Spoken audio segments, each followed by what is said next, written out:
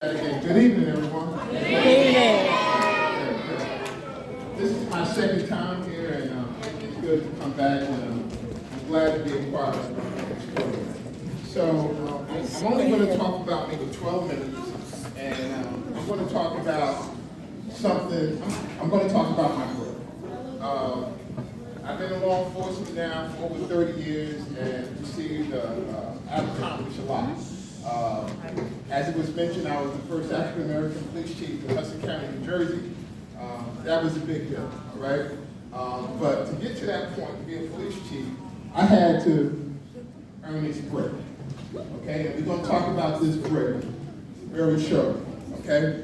So, anyone familiar with the FBI National Academy?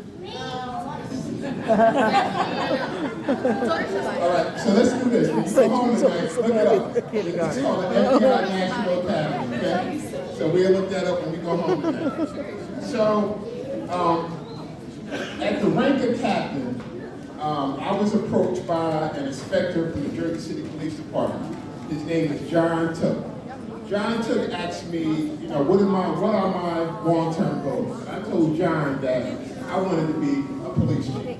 And John said, well, okay, if you want to be a police chief, you definitely have to go to the FBI National Academy. So let me tell you about the FBI National Academy. It's the world's best management school for law enforcement executives, all right? Only 1% of police officers get a chance to go, all right? 1% of police officers get a chance to go. 0.01% African Americans get a chance to go to the FBI National Academy. So keep that in mind, 0.01%. So John told me that with the odds are, because he knew that 0.01% will have the opportunity to go to the FBI National Academy. A year later, John called me and said, Keith, listen, you in. So let me tell you about the academy. It's in Quantico, Virginia. That's where the FBI trained at. It's 10 weeks long, okay? It's intentional, meaning that it's a very competitive police academy. Academically, it's competitive, and physically, it's competitive, okay? So when I arrived at Quantico, I checked in, met my roommate, and shortly thereafter, they told me to come to the lobby. When I arrived in the lobby, there was 12 other African Americans there. That was the first time they ever had 12 African Americans in the class. The very first time they ever had 12 African Americans. So they celebrated us. In fact, NOBLE, the National Organization of Black Law Enforcement Executives, they took us out for dinner, and they reminded us that of this achievement, of this accomplishment that we had achieved. Okay, so the 10 weeks, they prepare you for something called the Yellow Brick Road, all right? Yellow Brick Road. Starting to make sense now? No, not yet?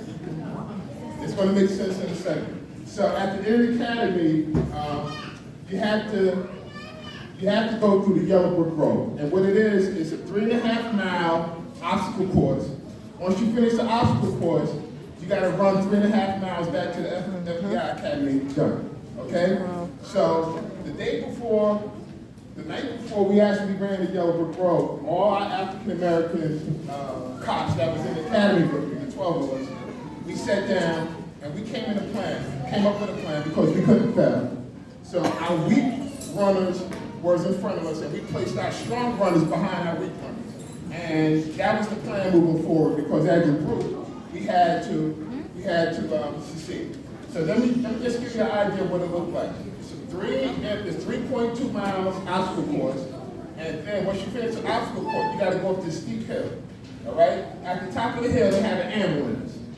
Really, they have an ambulance, right? And they also have an empty van. The ambulance is because some people, when they finish the obstacle course, they try to go up the hill, they roll back down. Trust me, I was hopping over when it was coming down the hill. At the top of the hill, they also had a van, all right? When you got to the top of the hill, you quit. And the van would drive you back to the FBI Academy. As a group, we made a decision. Nobody wasn't quitting. It just wasn't going to happen. So the day of the event, all right, I was about 20 pounds lighter back then. So I was one of the strongest runners, and we had some African-American females in my class. And we started an obstacle course. And my responsibility was to make sure that the person that I was assigned to get out the obstacle course, right? Then I could coach that person up the hill. And it worked.